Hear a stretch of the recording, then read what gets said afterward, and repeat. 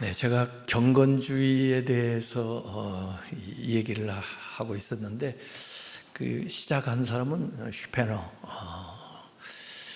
그다음에 지난주에는 그 할레 대학을 중심으로 해서 그 경건주의를 완성시킨 사람 프랑케. 그다음에 3세대 세 번째 사람은 진젠도르프 백작이라고 그럽니다. 백작. 그분이 굉장히 그 귀족 가문 또 실제로 그 백작이었기 때문에 진젠도르프하고는 백작 그렇게 이름을 붙입니다. 이분은 1700년에 태어났습니다. 그러니까 지금부터 325년 전이네요. 1700년에 태어나서 1760년에 60세 살고 세상을 떠난 분입니다. 근데 유복자예요. 태어나서 보니까 아버지 돌아가셨죠. 그래서 어머니 혼자 계셨는데 그 어머니도 일찍 어릴 때 진제부로 어릴 때 바로 재혼을 했습니다. 대단한 집안하고 또 다시 재혼을 했는데 그래서 이 진젠도르프는 외할머니 손에서 컸습니다. 그 외할머니가 대단한 분입니다. 헨리테 카타리나 게르스도르프. 그래서 카타리나라고 보통 부르더라고요. 그 할머니, 외할머니도 백작이죠.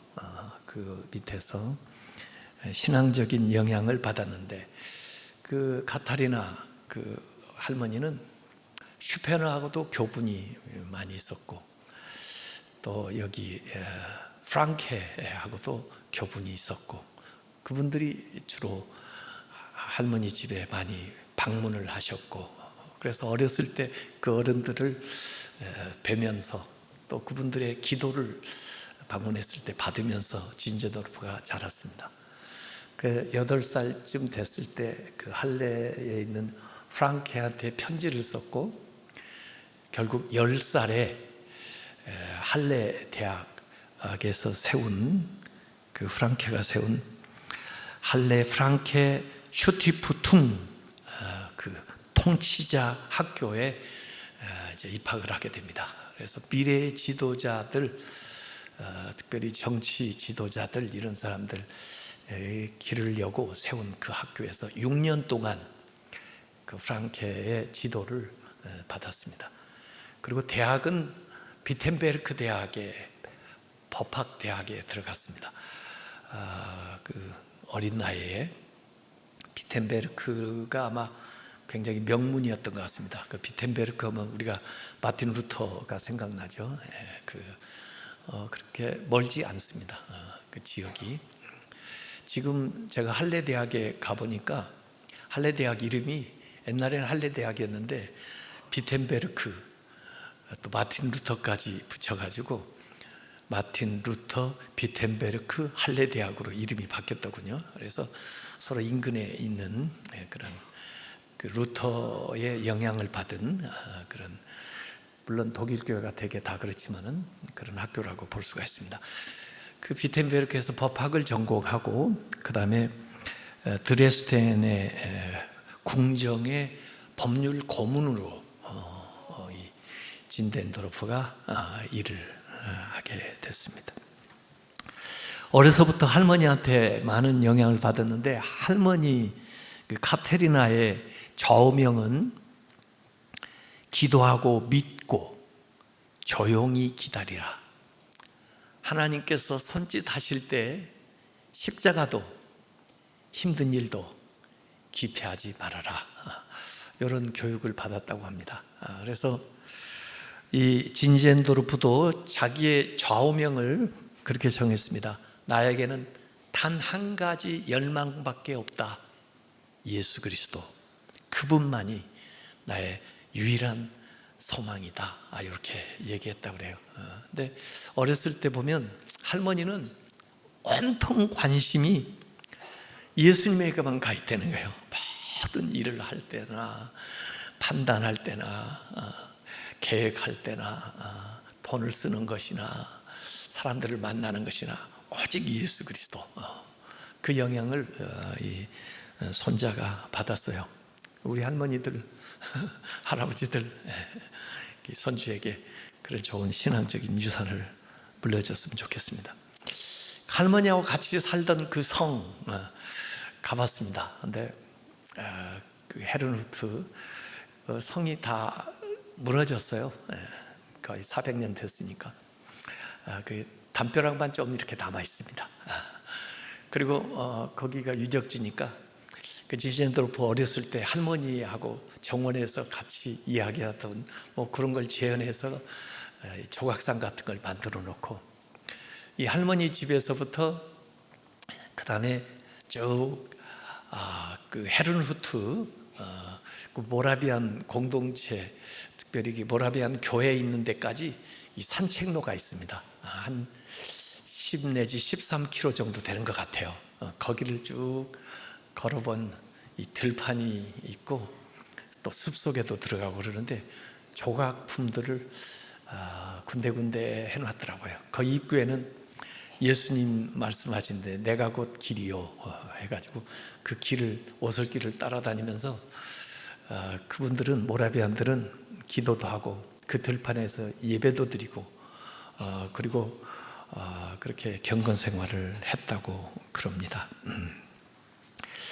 이 진젠도르프가 이제 대학을 마치고 19살에 유럽을 쭉 여행을 하는 중에 자기 나라지만 그 듀셀도르프에 가서 갤러리, 박물관에 갔다고 합니다. 근데 거기에서 그림을 하나 봤어요. 근데 이태리 화가입니다. 도메니코 페티라는 작가인데 이 사람이 그린 제목이 에케 호모입니다. 이 에케 호모라는 말 뜻이 이 사람을 보라. 오늘 요한복음 19장 5절에 나오는 말씀이죠. 사실 빌라도가 한 말이에요. 사람들에게 이 사람을 보라. 예수님을 세워놓고 이 그림을 19살 진젠도르프가 박물관에서 보는 겁니다. 이 사람을 보라.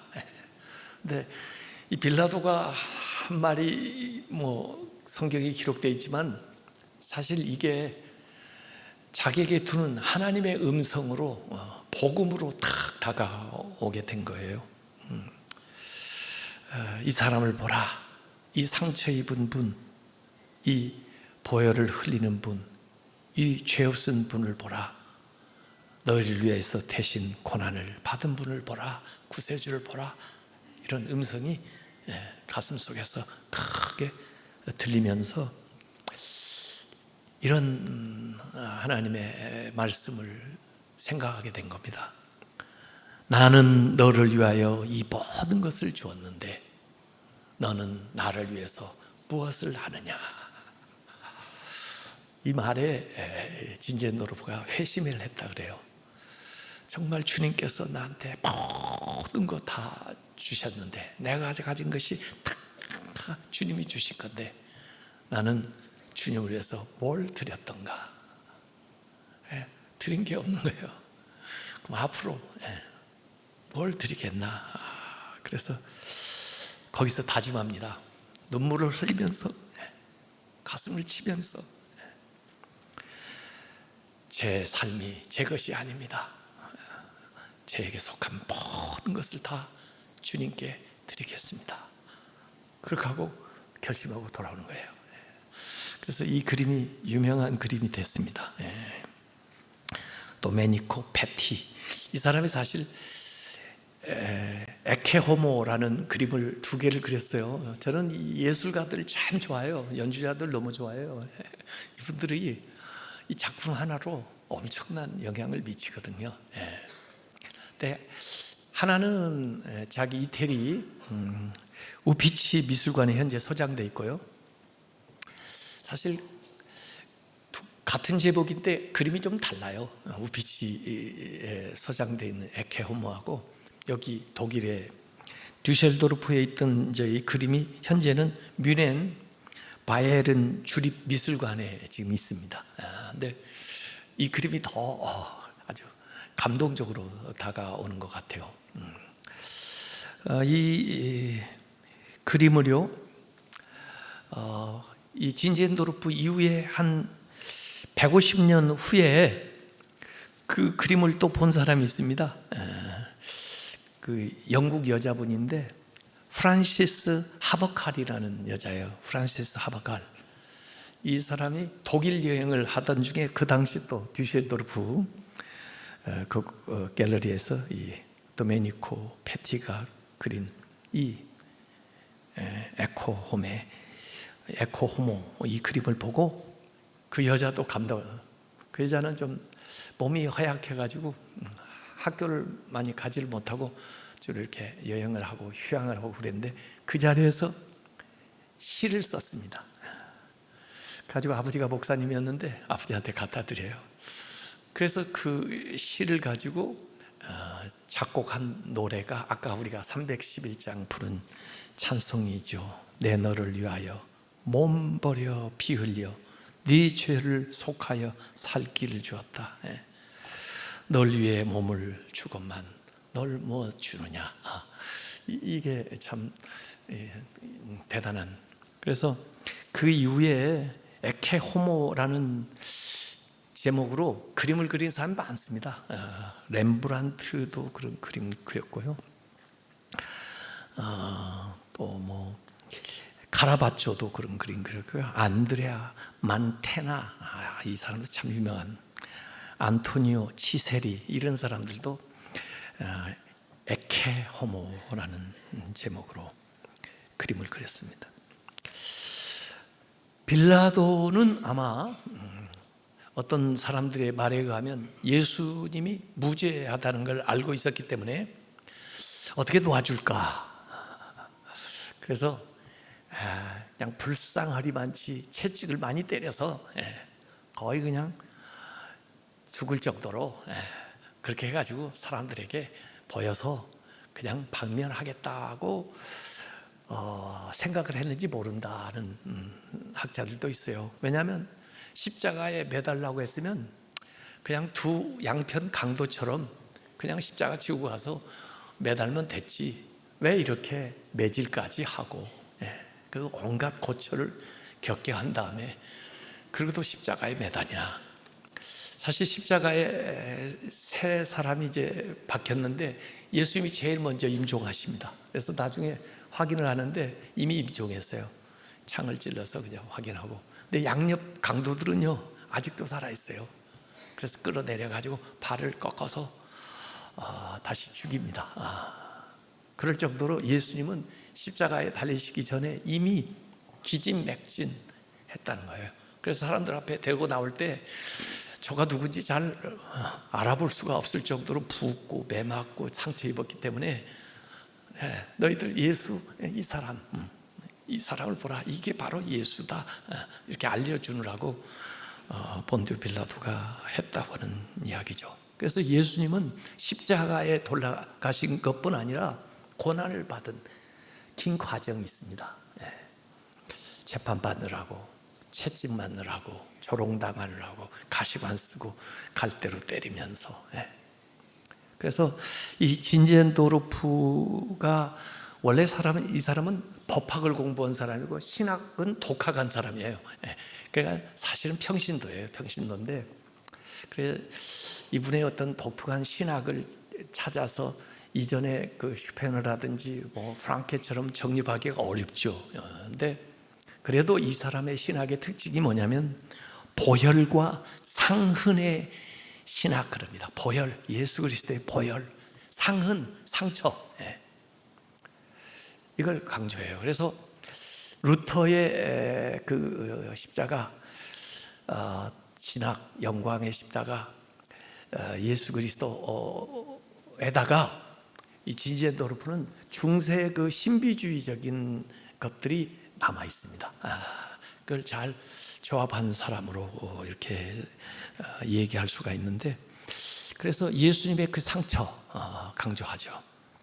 이사야서 53장 5절에 이런 말씀이 납니다. 그가 찔림은 예수님이 우리의 허물 때문이요 그가 상함은 우리의 죄악 때문이라 그가 징계를 받음으로 우리는 평화를 누리고 그가 채찍에 맞음으로 우리는 나음을 받았도다. 예, 십자가 이전에 예수님의 고난, 그 고난이 우리의 육신의 치유, 또 마음의 평안, 우리의 삶의 고통 가운데에도 안식을 준다는 거예요.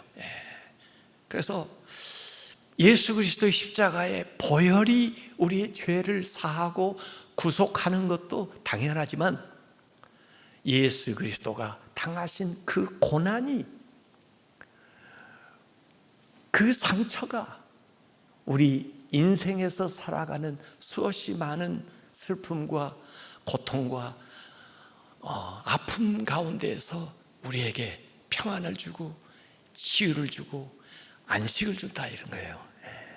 그래서 이 두 가지를 같이 강조하는 겁니다. 그래서 우리가 사도신경에도 예수님이 십자가에 죽으사 이렇게 고백하지 않고 본디오 빌라도에게 고난을 받으사, 고난을 강조하는 거예요. 그 다음에 십자가에 못 박혀 죽으시고, 이 두 가지를 다 같이 얘기하는 거죠. 그래서 이 고난은 우리에게 인생 살아가는데 필요한 시험과 유혹과 고통 가운데 있는 우리에게 주시는 거라는 거예요. 그래서 이 모라비안들은 신앙생활하면서 당하는 고난과 시험 가운데에서 이런 슬로건이 있습니다. 예수의 상처에서 피난처를 구하라. 예수의 상처, 그 가운데 가서 피난처를 구해라, 이렇게 얘기를 하고 있는 거죠. 이제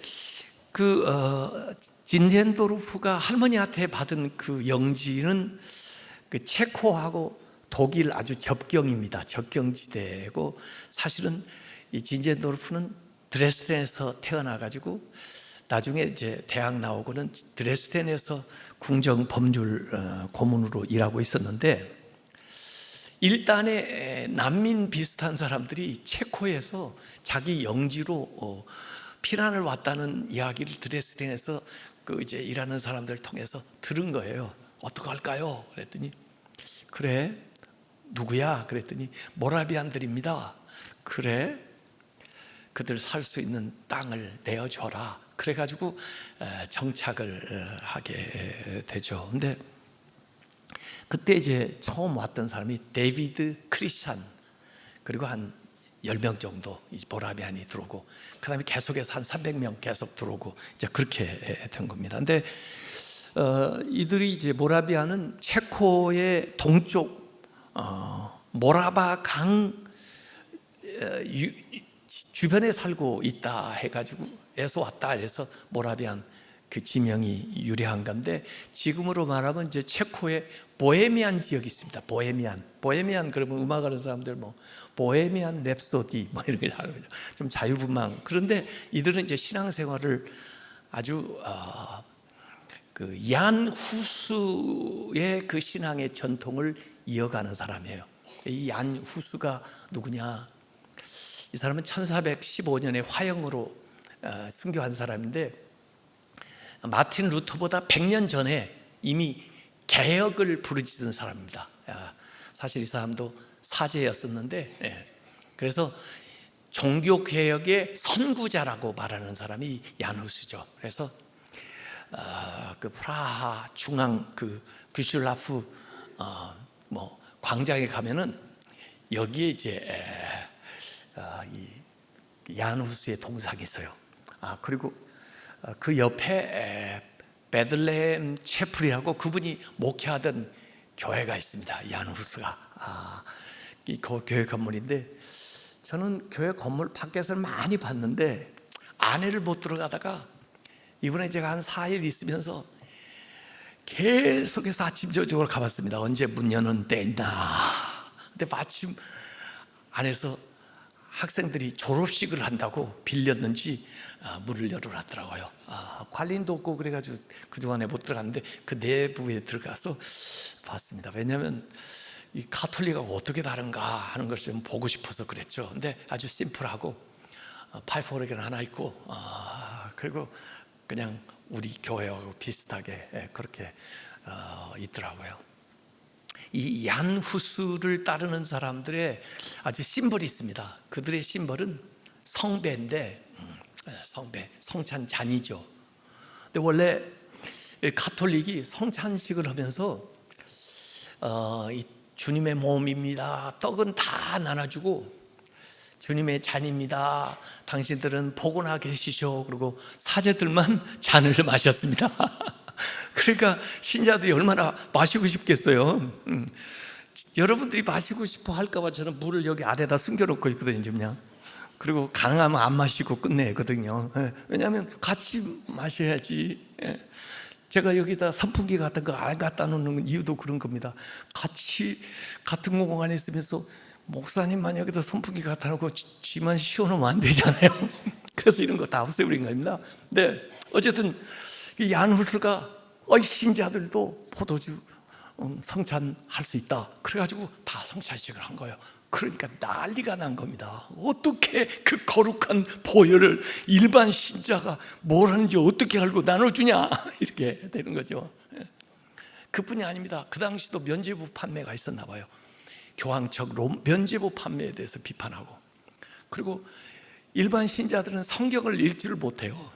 그래서 체코어로 성경을 번역을 해서 신자들이 성경을 읽어야 교회가 성경적인지 아닌지, 신부가 제대로 가르치는지 안 하는지 알 수가 있다. 그러고 체코어로, 그러니까 독일어 성경 번역되기 전에 이미 100년 전에 체코어로 번역을 해.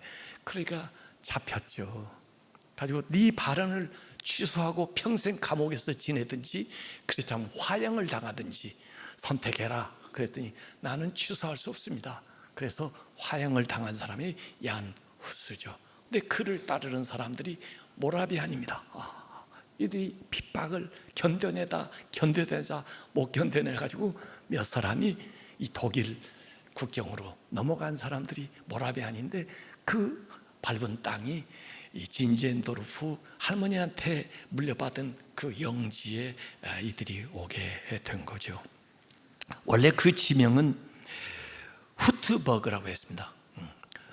후트 모자, 버그는 대개 이제 마을들 이름에 다 독일 가면 다 베르그 뭐 이렇게 붙어 있는데, 지명을 그들이 이제 정착하면서 바꿨습니다. 헤른후트, 주님의 모자 아래, 포 아래, 그래서 주님의 망대, 이런 식으로 해서 모이기 시작하고, 결국 그 모라비안들이 현재 전 세계에 120만이 흩어져 있습니다. 미국에는 필라델피아에 주로 많이 있고 그렇죠.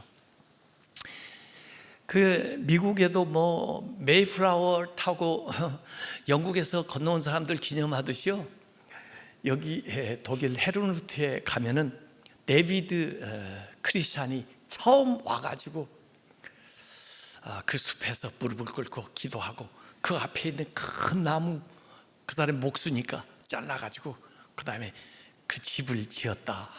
그래서 1722년에 그 나무 자른 그 위치에다가 비석을 딱 세워놨습니다. 그래서 여기 1722년 데비드 크리스찬이 와가지고 나무를 잘라, 처음 나무 잘라가지고 집을 지은 건데, 거기에 시편 84편 3절이 기록되어 있어요. 나의 왕, 나의 하나님, 만군의 여호와여, 주의 제단에서 참새도 제 집을 얻고 제비도 새끼들 보금자리를 얻었나이다, 이렇게 적어놨어요.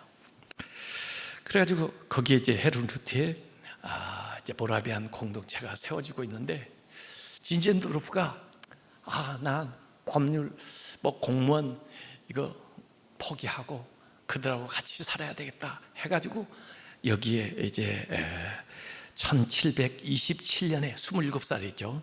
관직을 사임하고 이 헤른후트에 들어와서 그 모라비안 공동체의 이제 리더 역할을 하게 되는 겁니다. 근데 대개 모라비안 교도들은 평신도 중심의 직책이에요. 그리고 일을 해요. 오늘 평신도 주일인데, 여기 가면 저는 거기서 2박 3일, 그 읍내처럼 조그마한 마을인데 거기서 2박 3일을 있으면서 그분들 생활을 전부 살펴봤는데요, 우선 가면은 하나님의 밭이라고 이렇게 언덕에 이렇게 올라가다 보면 이렇게 써 있습니다. 하나님의 밭. 그래서 하나님 무슨 농사를 지으시나 하고 들어가 봤더니 그게 뭐냐면 그 신자들의 묘지예요. 한 6,000개 정도 만들어져 있는 아주 한편한데 평장이에요. 평장. 그냥. 물론 거기에 진젠도르프 백작 부부는 석관으로 돼 있습니다. 그러나 그 주변에는 전부 이렇게 돼 있고, 그다음에 표시만 딱딱 이름이 적혀 있습니다. 그게 하나님 밭이에요. 그래서 저는 하나님 밭에 이렇게 심겨져 가지고 다시 부활할 걸 생각하나 봐요. 그래서 장례식은 어떡합니까? 그랬더니 바로 교회 옆에, 그다음에 주택가 바로 옆이거든요. 트럼펫을 불고 온대요. 쫙 부활 나팔을 쫙 불고 오면 가서 거기다가 장례를 지내는데, 거기서 좀 올라가면 기도탑이 있습니다. 기도탑. 24시간 기도 운동을 세계 최초로 시작한 분들이 모라비안인데, 사실은 그곳에서 부흥 운동이 일어났었죠. 1727년 8월 13일에 모라비안 부흥 운동이 그 지역에서 일어났습니다. 사실은 여러 군데에서 사람들이 와서 이렇게 오다 보니까 또 현지에 사는 사람들하고 갈등이 좀 있어가지고 너무 힘들었던 거예요. 그래서 성찬식에 모여가지고, 자, 우리가 그리스도의 같은 피와 잔을 나누는데 회개하자, 하나 되자, 그러면서 회개하는 운동이 일어나가지고 그다음에 부흥이 일어난 겁니다. 모라비안 부흥 운동이 유명하죠. 영국의 모리아 부흥 운동과 좀 다른 거죠. 언어가 좀 비슷하지만 모라비안 부흥 운동인데, 이 부흥의 불길을 우리가 꺼트려서 해야 되겠냐, 그래서 기도하자. 그래서 그때부터 이 기도의 불을 붙이는 거예요. 그 레위기 6장 13절에 나오듯이 불은 끊임없이 제단 위에 피어 꺼지지 않게 할지어다. 그래가지고 24명 남자, 24명 여자, 그래가지고 1시간씩 두 사람이 절벽 밑에 와가지고 양쪽에서 기도하고 가는 겁니다. 뭐 자정쯤 기도하는 사람 좀 힘들겠죠. 그걸 계속 로테이션으로 해서 365일 100년 계속 지속해 오는 겁니다. 그래서 이 부흥 운동이 기도 운동이 돼요. 그래서 그 위에 지금 아까 기도탑을 세워놓고 거기 올라가면 사방이 다 보여요. 기도하다 보니까 이들이 헌신하게 된 겁니다. 선교사로 우리가 나가겠습니다. 그래서 그 당시에는 뭐 훈련받은 선교사도 없고, 무슨 이 목사 안수받은 선교사도 없을 때 세계 최초의 선교사를 이 진젠도르프가 두 사람을 파송을 하는데, 그게 레오나르도 도보하고 다비드 리츠만, 이 두 사람이 선교사로 서인도 제도에 파송이 되게 되는 거죠. 그게 1732년 8월입니다. 근대 선교의 아버지라고 하는 사람이 그 윌리엄 캐리인데요. 영국에서 인도에 간 사람인데, 그 윌리엄 캐리보다 60년 전에 나갔어요. 그러니까 세계 최초의 선교사라고 말할 수가 있는 거죠. 원래 이 진젠도르프는 할레대학 거기 대학일 때도 겨자씨 선교회 이렇게 일원이 됐었는데, 모라비안 선교회를 조직해가지고 보내기 시작해가지고 진젠도르프 있는 동안에 226명의 선교사를 보냈습니다. 이 퍼센테이지로 따로 보니까요, 신자 12명 중에 1명을 선교사로 보냈습니다. 그럼 우리는 몇백 명 보내야 돼요 지금? 12명 중에 1명은 나가. 근데 전부 다 평신도 자비량 선교사입니다. 가서 자기 일을 하면서, 목수 일을 하면서, 구두 만드는 일을 하면서 그렇게 선교하는 거예요.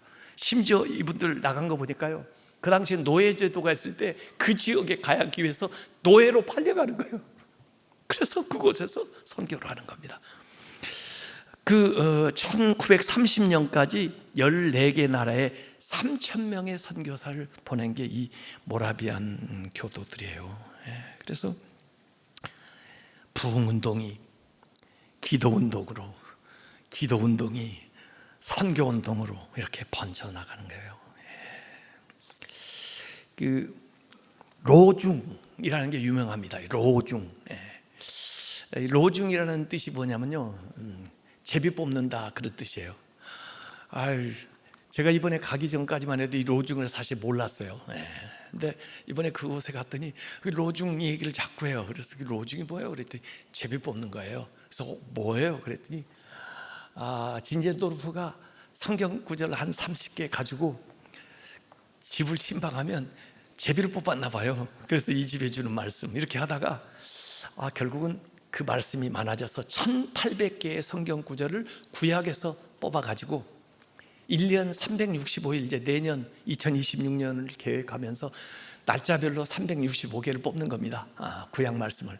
그리고 그 구약 말씀의 짝이 되는, 구약 말씀을 해석할 수 있는 그 주제가 될 수 있는 말씀을 신약에서 이제는 찾는 겁니다. 그래서 구약 말씀 하나, 신약 말씀 하나, 그리고 그것을 묵상 나누는 거, 이렇게 해서 내년이 되기 전에 금년에 365일걸 만들어 놓은 거예요. 그래서 교인들은 어디 있든지, 세계 어디든지 이 말씀을 그날에 하나님이 특별히 나에게 뽑아서 주신 말씀으로 읽고 묵상하고 실천하는 거죠. 그게 로중이에요. 지금까지 이걸 해오고 있는데 150만 부, 지금 300년 넘게 계속 해오고 있는 거예요. 그래서 이게 우리가 연말 되면 성경 구절 이렇게 뽑는 거 있죠. 이게 원조구나, 이런 생각을 하게 됐죠. 그래서 여기에 매일 기쁜 삶을 위하여 영원한 진리를 기억하면서 매일 아침 새롭게, 그런 의미로 이 말씀을 뽑는 거예요. 제가 그들 토요일 예배에 가봤습니다. 토요일 예배 드린다는데 저녁에 모여가지고요, 찬양 예배입니다. 그냥 찬송만 부릅니다. 설교도 없고 아무것도 없어요. 그냥 찬송만 처음부터 끝까지. 그래서 반주하는 분이 한 분 있고요, 그 다음에 그 반주에 따라서 하는데 뭐 이 영상도 있는 건 아니고 그 몇 장 몇 장 부르겠다는 것만 써 있어요. 그러면 그 책을 찾아가는데 그분들이 가지고 있는 찬송가 책은요, 우리는 한 600장 되죠. 그들은 2000장 됩니다. 2000장. 그러니까 많아요. 그런데 전부 가사만 써 있더라고요, 대부분. 독일어 그냥 읽을 수만 있으면 그냥 쉽게 불러요. 그래서 저도 처음 갔는데도 다 불렀어요. 왜냐하면 곡이 간단해요. 단조로워요. 우리처럼 이렇게 드라마틱하지 않아요. 그래가지고 그냥 다 부를 수 있어요. 그래서 가사의 은혜 받으세요예요.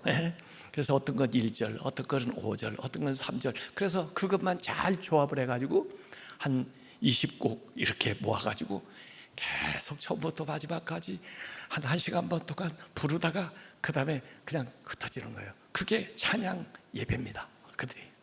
그런데 보니까 대부분 진젠도르프가 쓴 찬송시가 많이 있더라고요. 제가 우리 한국 찬송을 찾아봤어요. 그랬더니 진젠도르프가 쓴 찬송시가 하나도 없더라고요. 한 2000곡을 그분이 썼는데, 이런 시가 있습니다. 진젠도르프가 쓴 시. 우리 가는 길 알지 못하나 그분께서 인도하신다. 저 위로 인도하신다.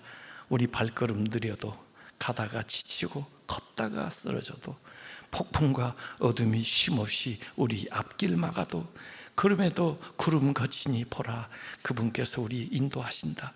격동의 세월 지나도록 그분께서 인도하신다. 우리의 헛된 희망지나 의심과 두려움 지나 우리 발걸음 인도하신다. 상실과 슬픔으로 뒤엉킨 길 지나 어둠의 세월 저편으로 인도하신다. 보라, 그분의 뜻 이와 같으니 이제도 그분 우리 인도하신다. 이렇게 나오는 거죠.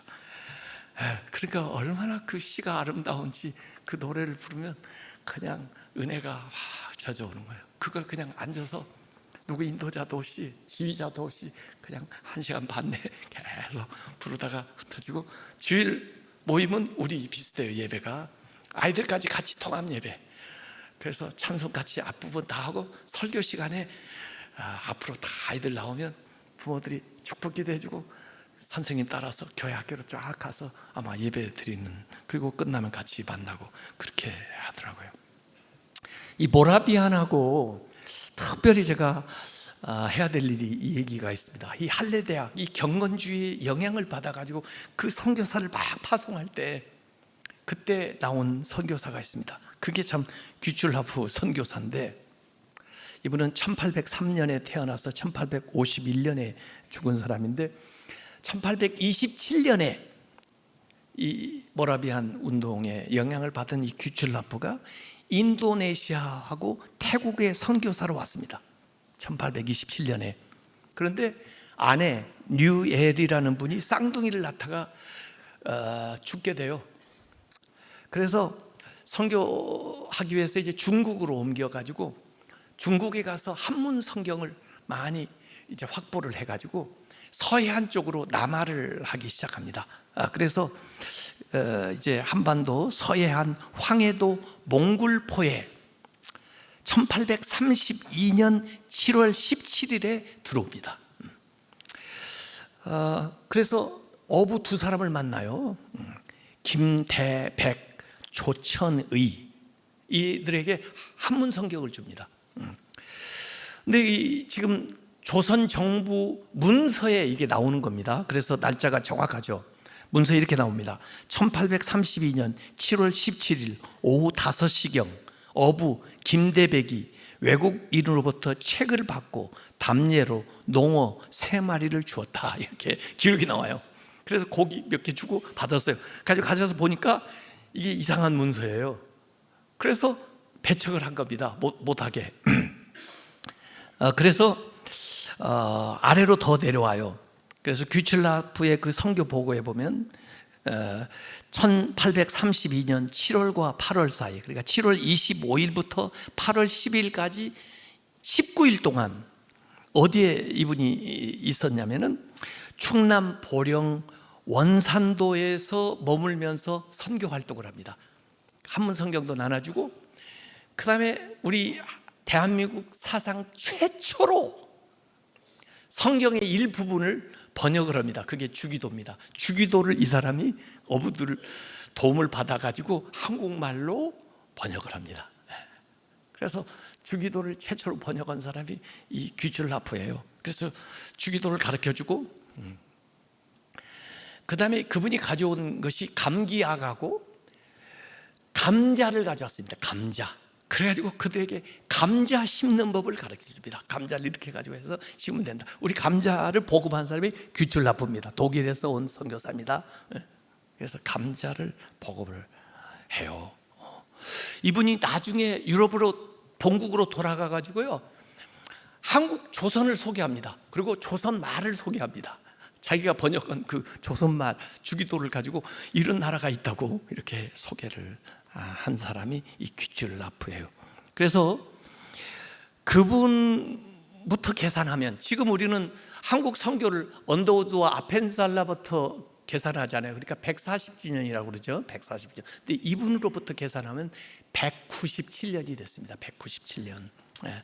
이것은 카톨릭보다 7년 전에 들어간 거고, 토마스 선교사, 대동강에서 순교하신 그 토마스보다, 영국에서 오신 토마스보다 34년 전에 들어온 거고, 그리고 언더우드 아펜셀라보다 53년 전에 바로 이 모라비안의 영향을 받은 규출라프가 여기까지 대한민국에 온 거죠.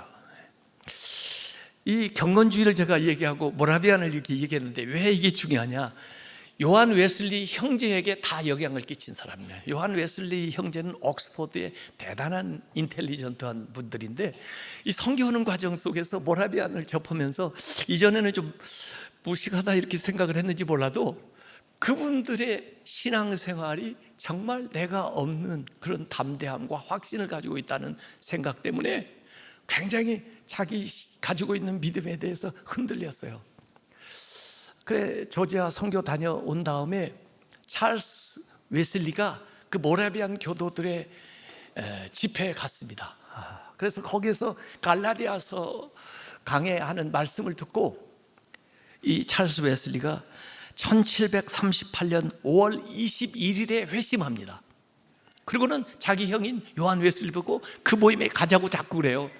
근데 하루 이틀 안 가다가 3일째 되는 날 1738년 5월 24일에 올더스게이트 광장에서 있는 모라비안 교도들의 모임에 별로 내키지 않은데 동생이 자꾸 가자고 그러니까 요한 웨슬리가 따라간 거예요. 근데 그날은 로마서 강해를 하는데 가슴이 터지는 것을 느꼈습니다. 그때 나는 내 마음이 이상하게 따뜻해지는 것을 느꼈다.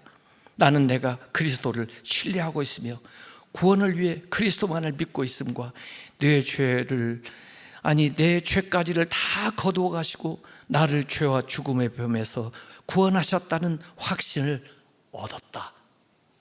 웨슬리의 회심 기념일 그 날이 바로 이 5월 24일인데 그 체험을 그대로 기록해요. 그래가지고 그 모라비안 독일 리더 중에 영국에 나와 있던 그 페터 웰러라고 하는 사람과 대화를 통해서 많은 것을 배우고, 직접 그러면 내가 진젠도르프를 만나봐야 되겠다. 헤르누트에 와서 진젠도르프를 만났는데, 제가 진젠도르프 집에도 가봤어요.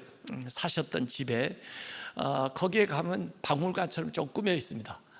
사진도 내가 가져간 거 보여줘 보세요. 거기에 가면 잘 진열이 되어 있어요. 거기에 웨슬리하고 만난 이야기도 있고요, 진젠도르프가 쓰던 책상도 있고요, 진젠도르프 부부 초상화도 있고요. 그 집이 그래도 백작이니까 상당한 그런 규모의 집이더라고요. 근데 대부분은 지금 이제 폐쇄해 놓고 있는데, 와서 진젠도르프 만나요. 그리고 할레에 가가지고 역시 프랑케를 만나요. 그래서 프랑케를 통해서는 신학적인 것을 웨슬리가 습득을 하고, 이 모라비안들을 통해서는 교회 조기직, 이 밴드라든지, 그 다음에 디아코니아, 봉사하고 섬기는 평신도의 사역이라든지 교회 직제라든지 찬양 예배 형식이라든지 이런 것들은 모라비안에서, 그래서 양쪽을 같이 잘 종합해 가지고 수용한 사람이 요한 웨슬리죠. 그래서 요한 웨슬리를 우리가 알려면 이 모라비안을 반드시 알아야죠. 그렇게 해서 이 모라비안들이 영국 복음주의에 영향을 미쳤고, 슈라에르마허, 케르케고르 이런 사람들한테도 영향을 미쳤고, 그리고 문학가 중에서는 휠더린, 쉐링, 괴테 이런 사람들도 이 경건주의에 영향을 받았고, 나중에 미국에 넘어가서는 미국 대각성 운동에도 기여한 사람들이 경건주의예요. 그래서 이 세 사람을 꼭 기억하세요. 슈페너, 프랑케, 진젠도르프. 여러분 어디 가서 그 얘기하면 오 유식하네 이렇게 할 겁니다. 그래서 그분들의 유산도 우리가 잘 이어가지고 나아가는 우리 중앙교회가 되시기를 주님의 이름으로 축원합니다. 기도하겠습니다. 이 사람을 보라 그래요. 예수님을 볼 때 무슨 느낌이 옵니까? 다른 사람들은 조롱하고 핍박하고 배척하는 사람도 있었습니다. 그러나 믿음을 가지고 있는 사람들은 주님의 그 십자가를 더 가슴 깊이 느끼면서 그대의 삶에 변화가 오고 또 새로운 삶을 살아갈 수 있는 능력을 얻었습니다. 이 사람을 보라. 주님을 우리가 묵상하면서 이 시간 잠시 기도하겠습니다. 아버지 하나님, 주님께서 우리의 마음속에 주님의 형상이 새겨지게 해주시고, 십자가의 주님, 고난받으신 주님이 나와 무슨 관계가 있는지를 생각하면서 주님이 나를 위해 하신 일들, 나는 주님을 위해서 무엇을 하실 건가 하는 것들을 생각하면서 인생을 살아갈 수 있도록 하나님께서 우리를 이끌어주시고 인도하여 주시옵소서. 아버지 하나님, 주님께서는 십자가에 못 박혀 돌아가셔서 우리의 죄와 구원을 이루셨지만 그 전에 고난을 받으심으로써 우리의 육신의 고난과 문제와 시험과 질병을 고쳐주신 것을 믿습니다. 주님을 묵상하는 저희들에게 평안 주시고 하늘의 신령한 은혜와 은사들 베풀어 주셔서 이때 그들처럼 주님의 나라를 확장하고 주님을 기쁘시게 하는 복된 삶을 살아갈 수 있도록 인도하여 주시옵소서. 예수님의 이름으로 기도하옵나이다. 아멘.